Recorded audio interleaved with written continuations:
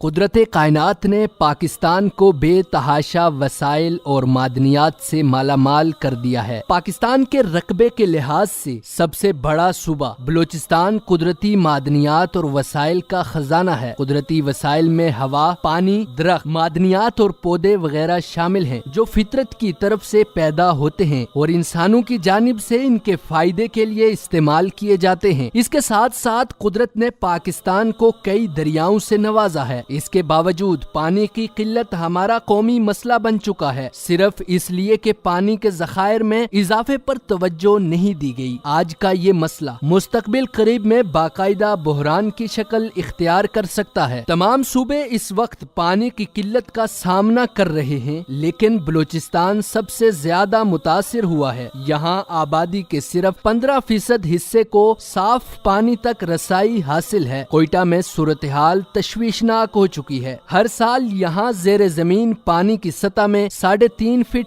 कमी हो रही है। यहाँ जेर जमीन पानी की औसत सतह 180 फीट तक गिर चुकी है। ज्यादा गहराई तक ट्यूबवेल लगाने पर पाबंदी के बावजूद ऐसे कुओं की तादाद 2000 से जायद है। इनमें सिर्फ 450 रजिस्टर्ड हैं। यही गैर कानूनी ट्यूबवेल जेर जमीन पानी की सतह कम होने का बुनियादी सबब है। बलूचिस्तान की बंजर जमीन वाले इलाके में पहाड़ी सिलसिला और चागी, खारान के सहराई इलाके, मकरान के साइली और लसबेला, मरी और बुगटी कबाइल के इलाके शामिल हैं। 3,47,000 मुरब्बा किलोमीटर पर फैली ये जमीन पाकिस्तानी रकबे का 43% हिस्सा है। इसकी इंतहाई जरखेज 2 करोड़ एकड़ जमीन पर हर साल काश्त से बेपनाह पैदावार हासिल की जा सकती है। लेकिन सवाल ये है कि हमारे मंसूबा साजों ने कभी इस जानिब तवज्जो क्यों नहीं दी। सिर्फ बलूचिस्तान के 7 अजला के लोग नहरी पानी पीने पर मजबूर हैं, जिनमें पिट फीडर कनाल और केथर कनाल शामिल हैं। इस वक्त बलूचिस्तान के हिस्से का पानी सिर्फ 10,300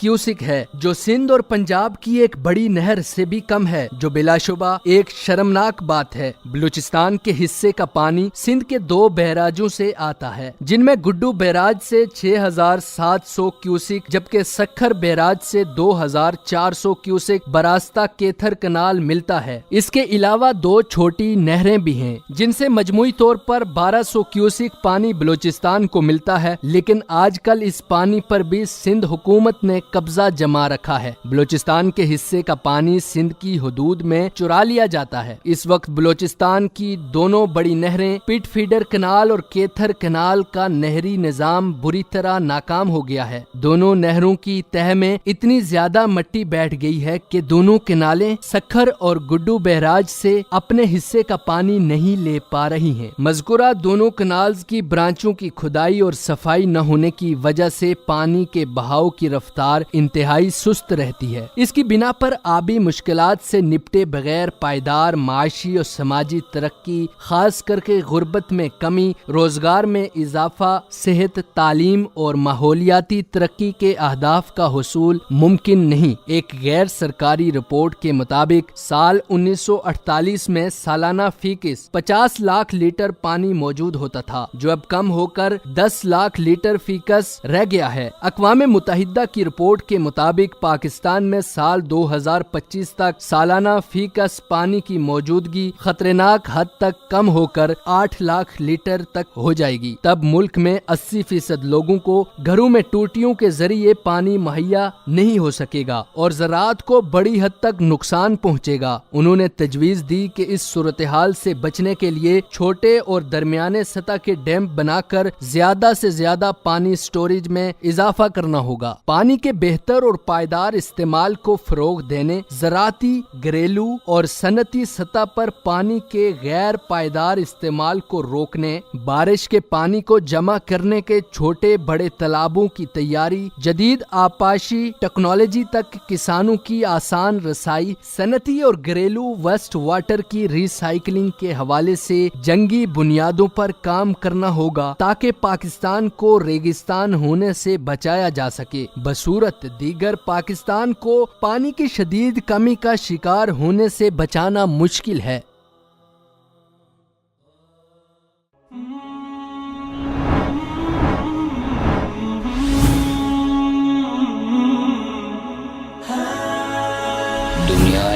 اردو کا درخشاں ستارہ وصال اردو.